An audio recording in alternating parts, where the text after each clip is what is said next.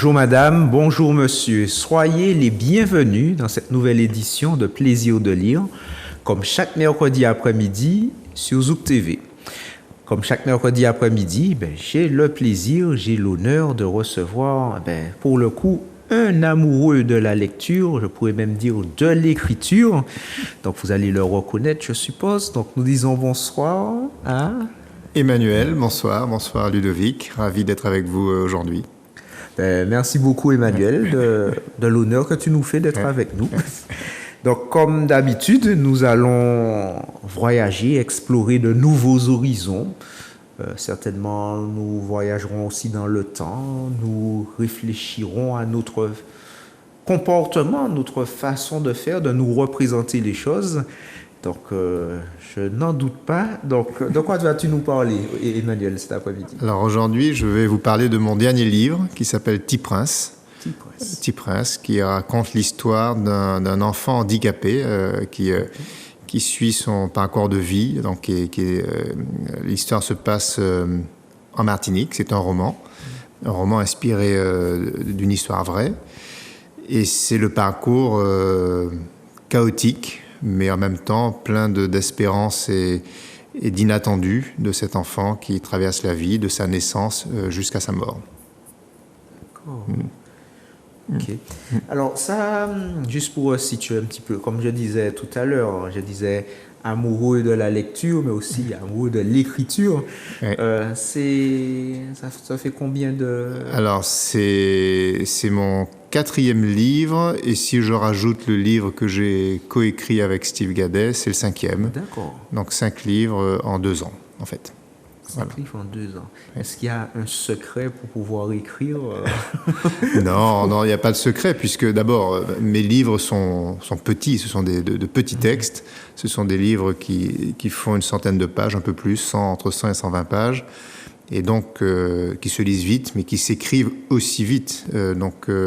Ça n'est pas une production qui demande beaucoup de temps.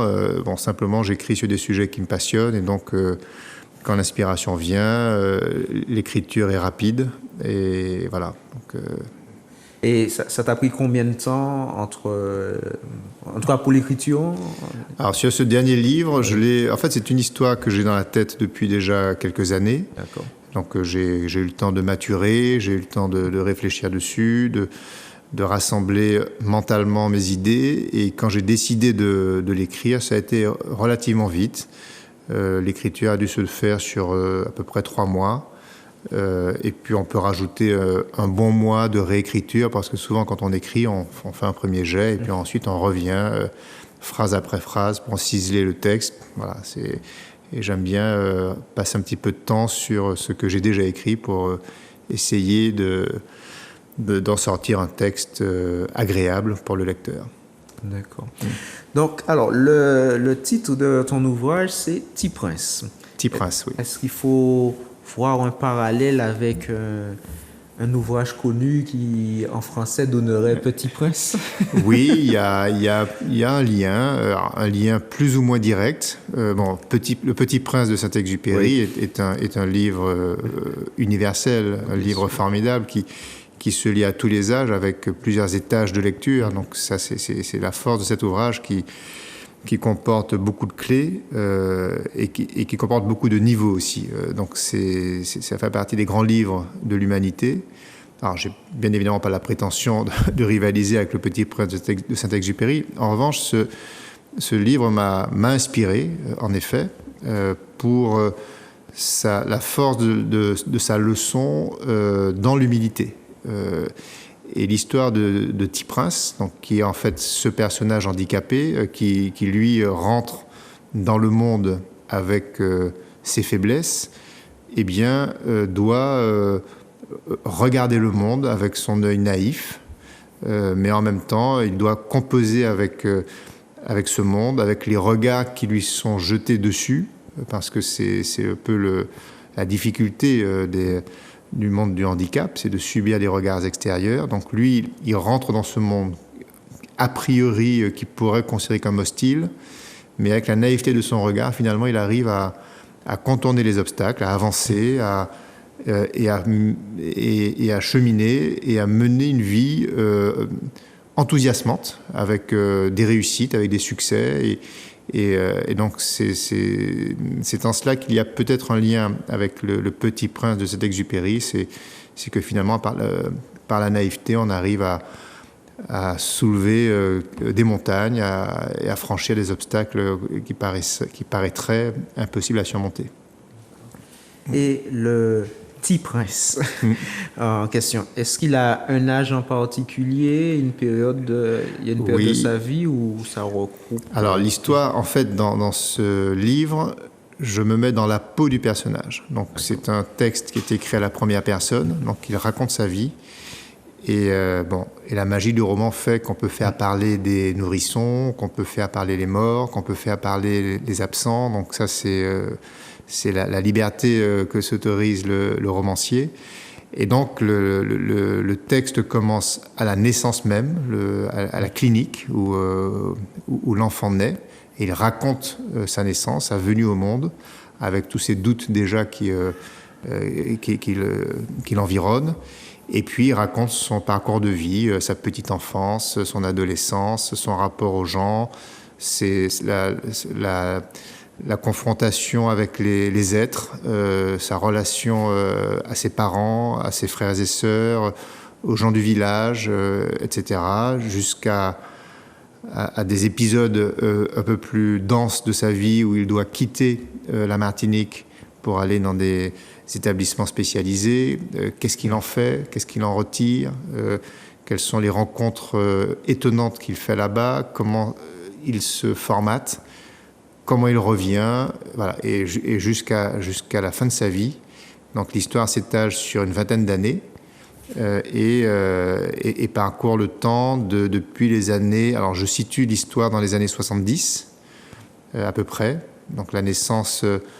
aurait lieu dans les environs de 1965 et se terminerait dans les années 85 à peu près, pour situer, donner un espace temporel au récit. Et voilà, donc c'est aussi cette parenthèse temporelle dans une Martinique de commune.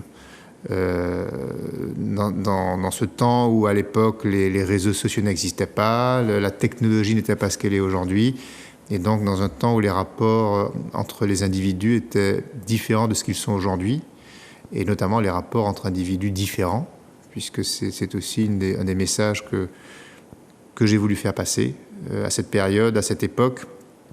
Il y avait dans la société martiniquaise, comme dans la société française ou même dans le monde, il y avait une proportion d'enfants handicapés bien supérieure à la proportion qui existe aujourd'hui, pour plein de raisons, notamment pour les raisons liées au dépistage prénatal qui finalement enlève de la vie des enfants handicapés. Et donc à cette époque-là, il y avait une densité de population handicapée plus forte, avec ses difficultés, mais avec ses avantages également, puisque la vérité, c'est que quand la société est confrontée à la différence, eh bien, elle génère des comportements collectifs, individuels et collectifs, sans doute différents du fait qu'il faut bien s'accommoder de la différence. Et donc, c'est un peu la question que je pose.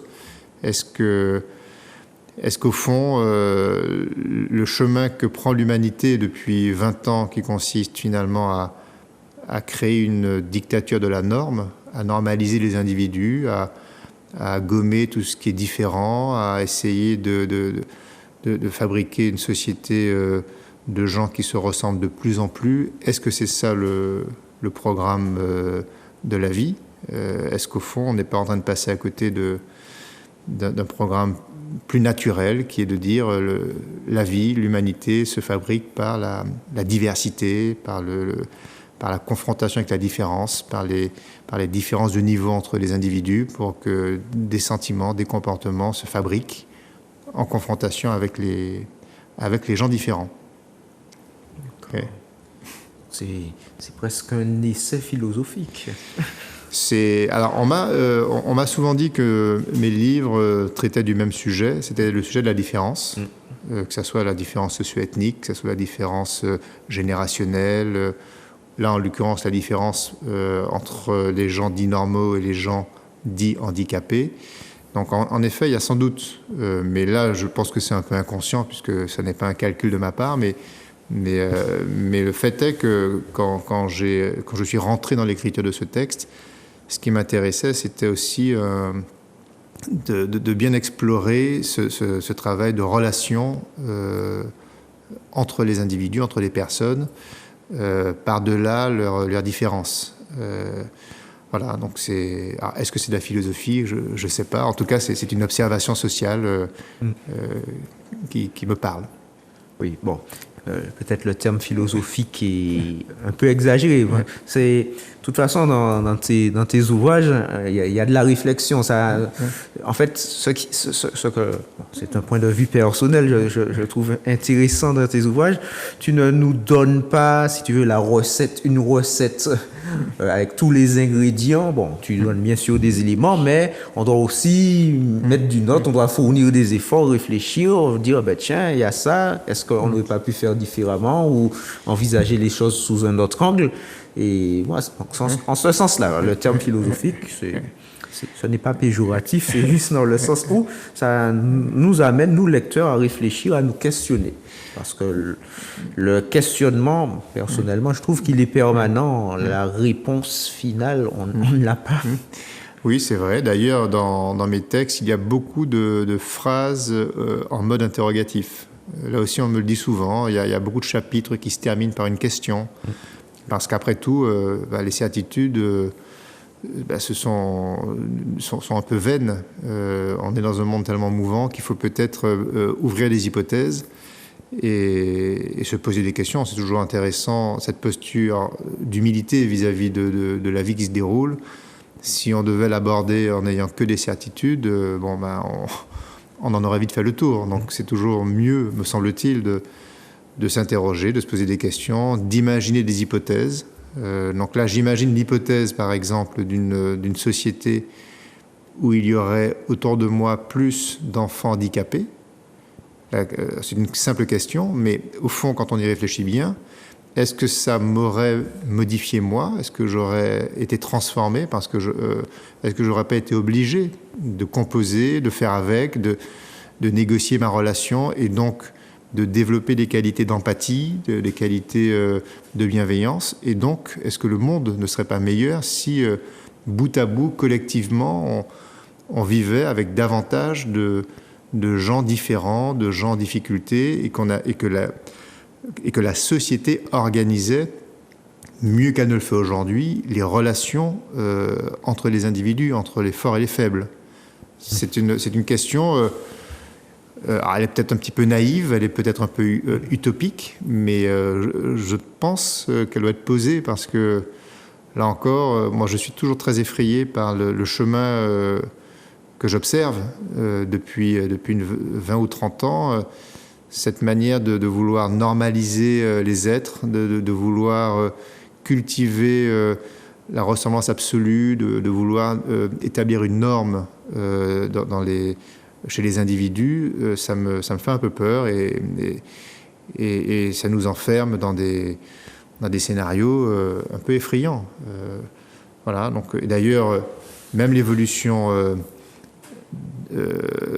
par les réseaux sociaux, on voit bien ce qui est en train de se passer. Le principe même des réseaux sociaux, des algorithmes qui consistent à nous enfermer dans nos propres bulles, ça veut dire nous remettre dans un camp qui serait le nôtre du point de vue des algorithmes. C'est une manière de recréer des blocs de ressemblance. Et ça, la question naïve que je pose aussi, est-ce que c'est sain? Est-ce que c'est bien finalement d'appartenir à un vaste club où tout le monde se ressemble, tout le monde partage les mêmes idées, tout le monde partage les mêmes valeurs, tout le monde partage les mêmes opinions, presque le même physique, si on pousse la logique jusqu'au bout? Est-ce que ça n'est pas un monde effrayant qui se prive de la richesse des confrontations de diversité, ou au contraire, voilà. Et quand on observe la nature n'est pas uniforme, la nature est faite de choses extrêmement diverses qui se côtoient, qui cohabitent. Voilà, donc c'est un peu une question essentielle du chemin que prend l'humanité. Et je trouve que l'analogie avec notre rapport au monde du handicap, de ce point de vue-là, est assez juste. Alors, pour revenir un petit peu sur Petit Prince, quand il arrive, tu nous as expliqué que ça commence avec son arrivée sur Terre, sa naissance. Quel est le regard de ses parents, de son entourage, sa famille? Comment il est perçu, vu? Alors déjà, lui, quand il arrive, il a le sentiment qu'il n'aurait pas dû naître. Il se dit, j'ai manifestement des faiblesses trop importantes pour tenir dans ce monde. Et donc, la première page du livre dit en substance, je n'aurais pas dû naître, je n'aurais pas dû arriver dans cette vie, j'aurais dû attendre que la parenthèse se referme, etc. Donc il est il rentre dans un monde un peu par effraction, en se disant j'arrive à la vie, mais ça ne devrait pas durer parce que je ne suis pas digne de vivre, compte tenu de mes handicaps. Donc lui, il a déjà une question lucide sur sa situation. Sa mère l'accueille, sa mère est consciente de sa fragilité, sa mère a déjà un certain nombre d'enfants, donc elle a en elle la valeur de la maternité. Et donc, elle prend une décision instantanée qui est de dire cet enfant vivra coûte que coûte. Donc, c'est elle qui mène le combat pour lui dire malgré ton envie de ne pas vivre, tu vivras parce que je l'ai décidé. Et ça, c'est la décision maternelle. Et donc, la mère rentre dans un combat instantané, mais elle a quand même charge de 8 enfants ou de 7 enfants autour d'elle. Donc, il faut s'organiser, c'est pas facile. Et le père, qui lui est médecin, comprend que la mère doit mener ce combat, ce combat difficile, mais ce combat exclusif pour sauver la vie de son fils, et donc décide de l'épauler en la déchargeant de toutes ses tâches alternatives, et donc en organisant le foyer, en organisant la vie familiale pour que la mère soit pleinement disponible à son enfant. Donc il y a une solidarité familiale. Donc les parents proches, le père et la mère, décident, par des stratégies complémentaires, de tout faire pour que l'enfant vive. Cette solidarité, elle transpire dans le cercle familial élargi, les frères et sœurs, la fratrie. La fratrie comprend que c'est essentiel pour les parents, donc se mettront au service de cette stratégie de solidarité. Et donc c'est toute une famille qui finalement se mobilise autour de cet enfant handicapé. C'est ça la première réaction. Les regards extérieurs qui viennent rendre visite à l'enfant naissant, eux, se disent, plutôt s'adressent à la mère en disant « ma pauvre chérie, c'est dramatique ce qui t'arrive ». Et d'ailleurs, je dis que dans le livre que ma naissance ressemblait à des visites mortuaires. Donc on m'avait déjà enterré parce que les regards extérieurs considéraient que le jeu n'en valait pas la chandelle, en fait. Ça ne servait à rien de s'acharner. Donc ça, c'est le regard extérieur. Et petit à petit, la mère va redresser cet enfant. Alors, je raconte toutes ces démarches patientes, comment elle le nourrit, comment elle le fortifie, comment elle le redresse, comment elle le stimule, etc. Donc c'est un travail patient, un travail exigeant, un travail long qui lui prend ses jours, ses nuits. Et l'enfant commence à prendre une place, à reprendre une place dans la vie.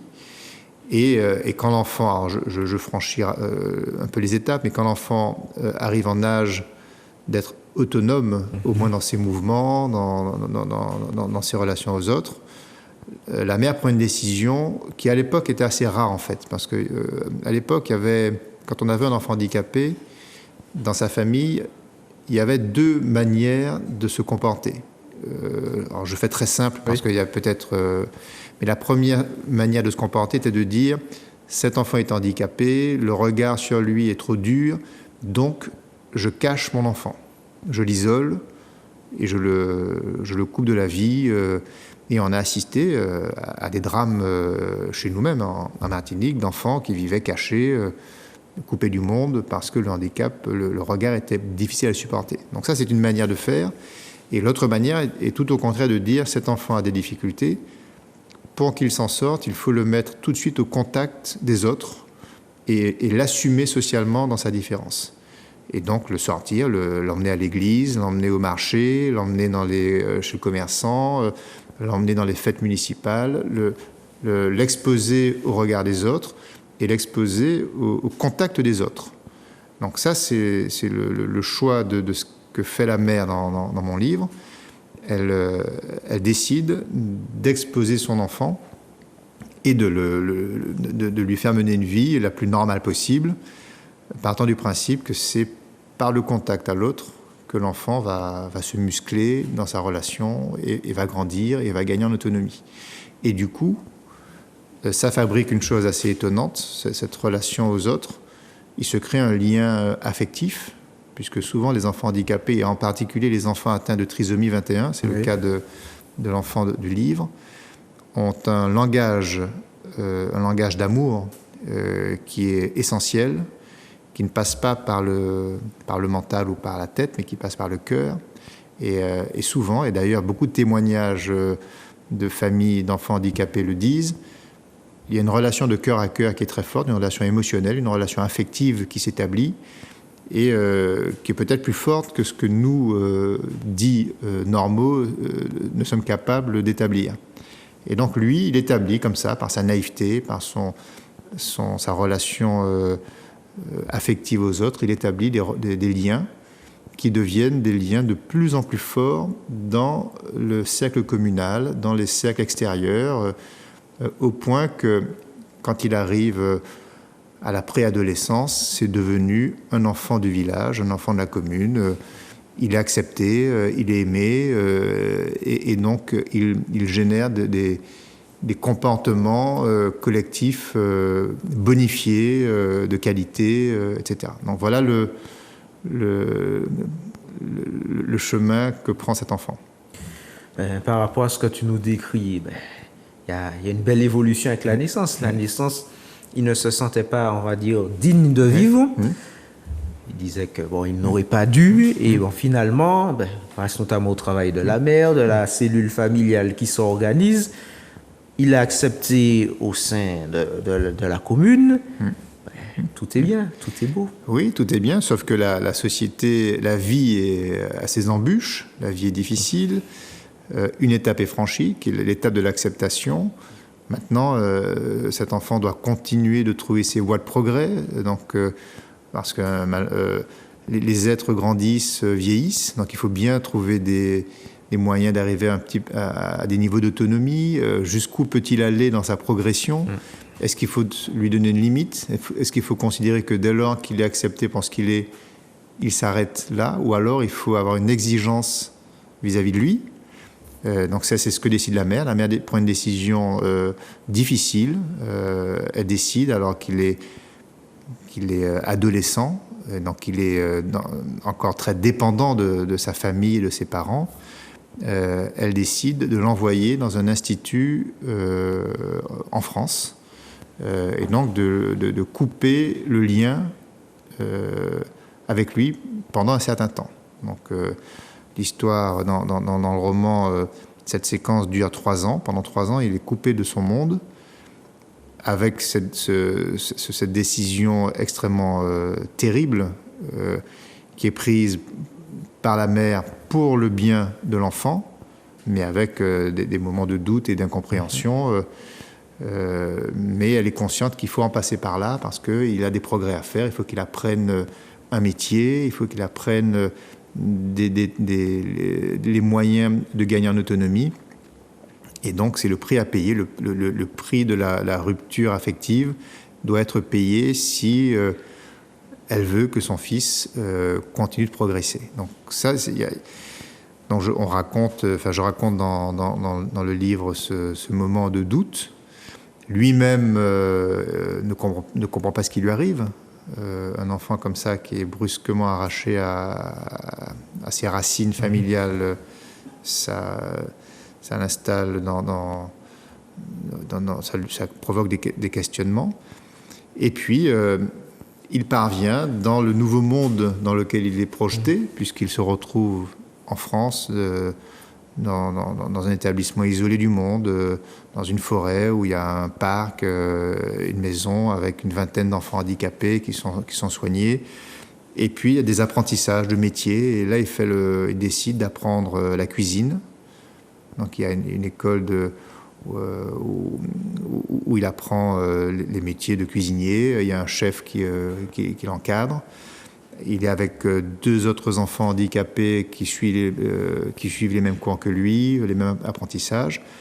Et donc, il rentre dans un processus technique où il acquiert des compétences, tout doucement, mais avec aussi, et ça c'est peut-être est-ce grâce à lui, ou peut-être est-ce que c'est la bonne étoile qui est toujours là, le monde met autour de lui des regards bienveillants qui finalement se substituent au cercle familial qu'il a perdu. Et donc il recompose ailleurs une autre famille, un autre environnement familial, alors, recomposé avec des étrangers, mais il parvient, bon an, mal an, à établir des liens de qualité dans ce nouvel univers. Et il en profite pour grandir, pour s'épanouir dans ce qu'il fait, voilà, jusqu'à son retour en Martinique où il revient avec une compétence. Il sait faire la cuisine, il connaît les principes essentiels d'une bonne cuisine, il a même un certain talent. Et donc, sa mère, qui à l'époque travaille dans un établissement scolaire, lui trouve une place dans la cantine. Et le voilà qui doit fabriquer des repas pour les enfants de la cantine. Et donc, il a un vrai statut. Et la vie continue, là encore, dans une autre séquence d'âge. Il est adolescent maintenant, enfin pleinement adolescent, avec des relations dures aussi avec les enfants de son âge. Mais il a franchi une étape. Donc, le retour en Martinique, c'est un retour qui est lié à la fin de son apprentissage en France. Oui, d'accord. C'est à la fin de son apprentissage. Alors, bon, je vais pas spoiler, parce qu'il se passe des choses très émotionnelles pendant sa séquence française. Il y a des rencontres fortes, il y a des moments de souffrance, des moments de joie intense. Donc, il se passe des choses. Donc ça, il faut le découvrir en lisant. Donc, je ne vais pas spoiler les choses, mais il est confronté à des chocs émotionnels qui aussi, au-delà de son apprentissage technique, le font grandir, le mûrissent, si on peut utiliser ce terme. Et donc, fort de tout ça, il rentre avec un certain niveau d'autonomie. Il a gagné ses galons. Il rentre au pays. C'est toujours un enfant handicapé, c'est toujours un enfant trisomique, c'est toujours un enfant qui a ses faiblesses et ses difficultés, mais il a quand même franchi par sa volonté et par d'autres facteurs, il a quand même franchi des étapes et il rentre avec une capacité à être utile au monde. Et donc, il exploite cette capacité du mieux qu'il peut pour poursuivre son travail de relation aux autres. Et donc, c'est ce chemin que je raconte jusqu'à des relations qu'il renforce également avec les gens de la commune. Il y a des scènes avec les marchandes du marché qui sont devenus de vrais amis, avec qui il a des relations intenses, des relations en tout cas maternelles du côté des marchandes et des relations réciproquement très amicales avec les gens de la mairie, avec les gens de l'église, les gens de la chorale, etc. Donc il rentre dans la vie de la cité et on s'aperçoit que ces cercles civils ou laïques, finalement, l'acceptent assez facilement. Il y a une bienveillance. On aurait pu penser que le monde est très dur et que... Ben là, en l'occurrence, non, c'est l'inverse qui se passe parce que il est devenu, par petites touches, par contact régulier, il est devenu l'enfant du village, l'enfant de la commune. Et donc, il est accepté progressivement par le plus grand nombre des habitants de la commune. Bon, quand parfois il est violenté ou par quelqu'un de la commune, tout de suite, il a des défenseurs qui arrivent, qui le protègent. Donc voilà. Et je pense que cet état d'esprit-là, on en avait parlé, il me semble, lors d'une précédente émission. C'est à l'époque où, en Martinique en tout cas, les enfants étaient sous la surveillance constante des autres habitants de la commune.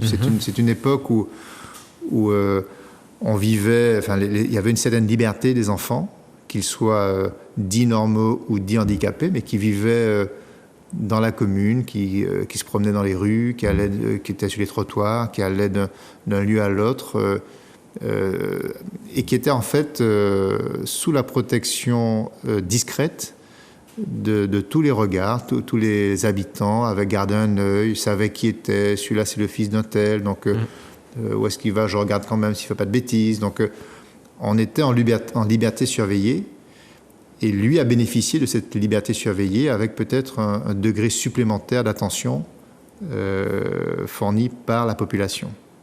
Ça, par rapport à ce que tu dis, par rapport à la liberté surveillée, bien sûr au sens positif, ça me fait penser à une anecdote qu'une personne d'un certain âge qui expliquait que, bon, par exemple, moi je vis en commune, je suis de la commune du Vauclin. Les personnes, quand ils allaient à Fort-de-France, ils allaient en ville, et par exemple, il y avait la voisine qui disait, une personne partait, disait à la voisine, bon, je pars en ville, je reviens à la fin de la journée, bon. La maison ouverte, la maison restait ouverte, et bon, s'il y avait quelque chose, si peut-être quelqu'un passait, pas pour cambrioler, mais passait peut-être pour prendre des nouvelles, bon, pour informer, ben non, elle n'est pas là, elle est partie. C'était d'autres habitudes. Oui, c'est vrai. Tu as dit que ton livre, c'est plutôt, tu cites les années 60 à 80, c'est ça, 65, 85. Ouais. Donc, ça me fait penser justement à ce décor. Et quand la personne m'a raconté cela, j'ai pensé à quand j'étais petit, à une voisine de ma grand-mère qui dormait, les portes et les fenêtres étaient ouvertes. Oui. Et l'image est revenue, c'est une image que je voyais quand j'étais vraiment petit, jusqu'à peut-être mes 10 ans. Et je me suis dit, tiens, c'est quelque chose que je ne vois plus. Par exemple, des gens, par exemple, qui dorment, leurs portes et leurs fenêtres ouvertes, parce que c'est aussi un autre contexte. Oui. Mais c'est très vrai. Et moi, j'ai le souvenir aussi, moi je suis du Morne-Rouge, j'ai le souvenir aussi que parfois même, le soir, on se promenait dans la commune et on regardait la télé à travers les fenêtres ouvertes des voisins. Ah oui. Donc, quand il y avait un match ou quand il y avait un film, parfois, on regardait et on était dans le salon des gens parce que les gens vivaient les portes ouvertes, la télé était allumée, accessible par l'extérieur. Il y avait ce mode d'ouverture qui était réel, qui se manifestait par, effectivement, des portes ouvertes, des fenêtres ouvertes, et on avait un accès libre aux gens. Il n'y avait pas cette angoisse, cette fermeture d'aujourd'hui. C'est vrai, c'est très vrai ce que tu dis. Ouais. Comme quoi, les temps changent. Il n'y avait pas les technologies, mais il y avait d'autres moyens d'entrer en contact.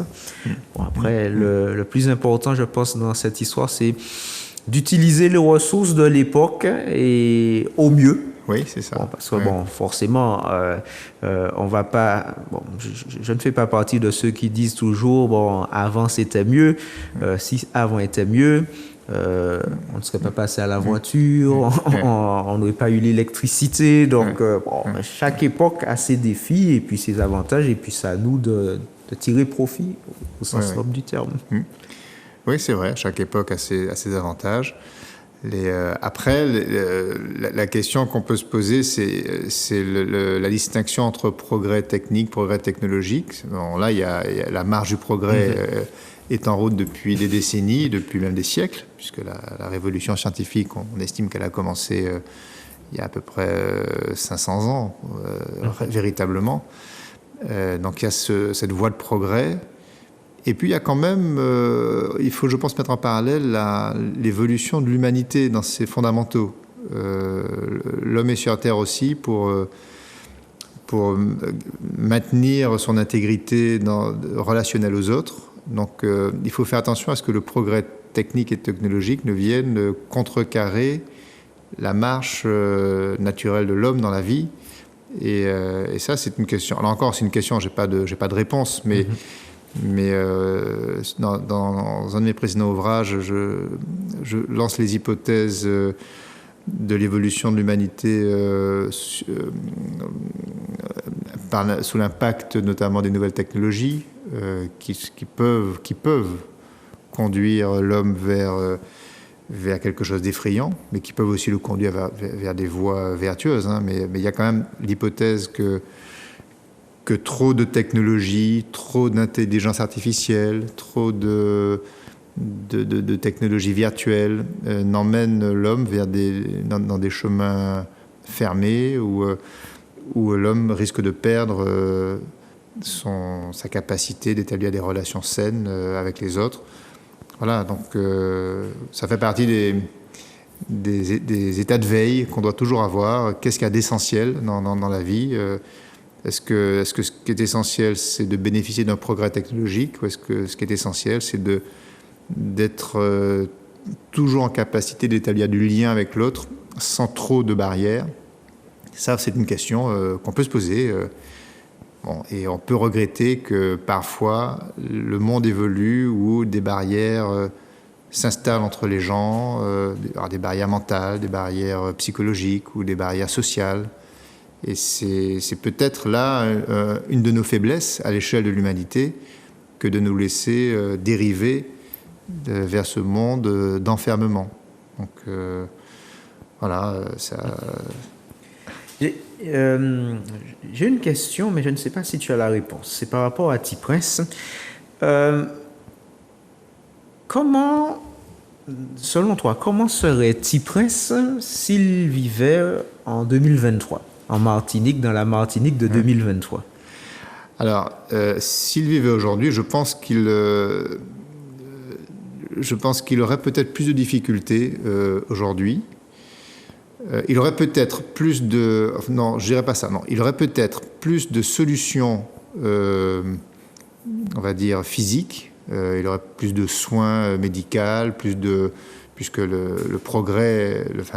la science a fait des progrès aussi sur le volet des soins. Et donc, il aurait peut-être été en meilleure santé physique, probablement. Il aurait une alimentation qui serait plus adaptée. Il aurait peut-être eu des conseils nutritifs ou médicaux qui l'auraient rendu plus performant physiquement. Il aurait pu, s'il était dans une famille avec des moyens importants, bénéficier d'un encadrement plus sécurisant. Ça, c'est possible. Est-ce qu'il aurait bénéficié de plus de liens affectifs ou de liens d'amour avec les autres? J'ai un doute. Pourquoi ? Parce qu'aujourd'hui, je pense que dans notre environnement d'aujourd'hui, collectivement, on n'est pas habitué à côtoyer des enfants handicapés. Il y en a beaucoup moins autour de nous.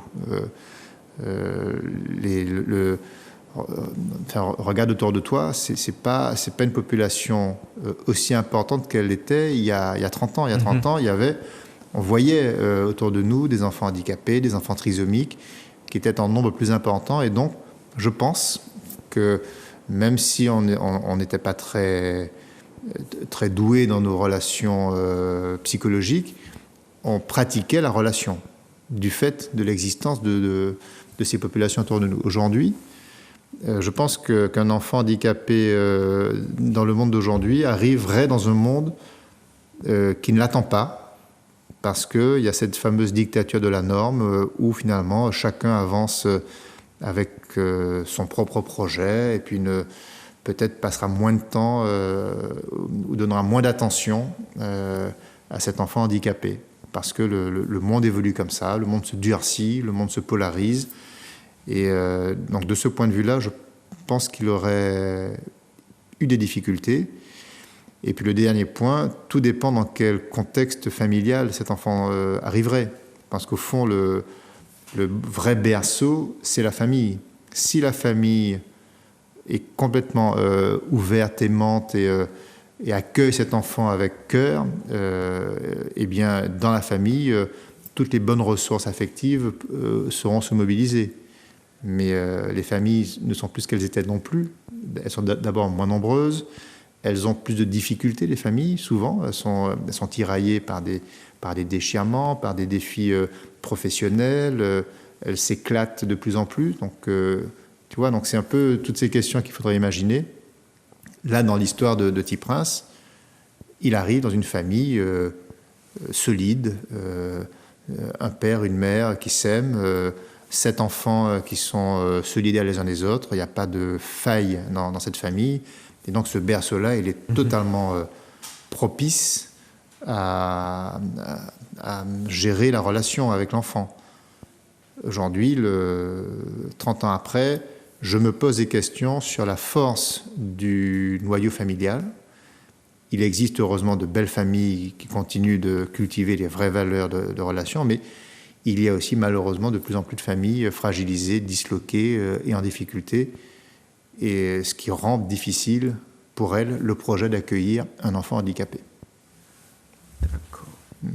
Je te remercie. Tu as très bien répondu à ma question, puisque je me demandais s'il fallait que je te la pose. Mais oui, on a fait un voyage dans le temps, puisque tu as dit que donc tu situes la fin aux alentours des années 85. Oui, c'est dans ces eaux-là. Alors, j'ai pas donné de date dans le livre, mais je considère, oui, le récit s'étale sur une vingtaine d'années. Et donc ça se termine en effet dans les années 85, dans ces eaux-là à peu près. D'accord. Que pourrais-tu nous dire en conclusion? Qu'est-ce qu'il faudrait que nous retenions de Petit Prince? Non, mais en tout cas, c'est un livre que j'ai écrit avec le cœur. C'est peut-être le livre le plus émotionnel de tous ceux que j'ai écrits. Celui qui m'a peut-être le plus coûté, parce que c'est une histoire que j'ai en tête depuis une dizaine d'années, que j'ai refoulée et que j'ai toujours hésité à mettre sur papier. Bon, j'ai fait le choix de coucher ces lignes sur le papier. J'ai voulu livrer une histoire forte. J'espère qu'elle touchera les cœurs. En tout cas, elle ne se veut pas moralisatrice. Je ne veux pas que ce texte ne fait la morale à personne, surtout pas. Il raconte le parcours émotif d'un enfant, enfin émotionnel d'un enfant. Et c'est un livre d'amour. C'est un livre qui flatte les relations d'amour. Alors, amour maternel, amour fraternel, amour familial. Donc j'ai voulu vraiment célébrer ces valeurs d'amour et montrer que l'amour peut transcender les difficultés, peut porter des projets, peut porter les gens. Et au fond, dire une chose simple, c'est que cet enfant handicapé à qui on aurait pu prédire un destin tragique, eh bien, cet enfant handicapé a été heureux. Il a été heureux, il a mené une vie heureuse, donc il a eu raison de vivre. Mais mieux que ça, il a rendu des gens heureux autour de lui. Donc il avait un projet qu'il a réussi et donc il a une vie absolument formidable. Et voilà, et je veux lancer ce message. Ces enfants que l'on a tendance à considérer qu'ils n'ont pas d'utilité, au fond, ils ont peut-être une utilité bien supérieure à beaucoup de gens dits normaux, parce que par ce langage du cœur qu'ils maîtrisent mieux que nous, ils bonifient le monde dans lequel ils rentrent. Et voilà, et donc je veux témoigner de ça, et je veux rappeler l'utilité de ces enfants handicapés dans nos sociétés. Merci beaucoup. Sur ces belles paroles, nous allons nous quitter. En tout cas, merci beaucoup Emmanuel qui nous a présenté son dernier ouvrage, à savoir Petit Prince. Donc si, comme Emmanuel, vous souhaitez venir nous parler d'un livre qui vous a touché, un coup de cœur, vous pouvez le faire. Il suffit de composer le numéro qui s'affiche à l'écran, à savoir le 06 96 19 41 13. Et nous nous ferons un plaisir de vous recevoir sur le plateau de Zouk TV, dans Plaisir de lire. Merci beaucoup Emmanuel. Merci. Et puis merci chers téléspectateurs. Je vous souhaite une bonne fin d'après-midi et je vous dis à très bientôt.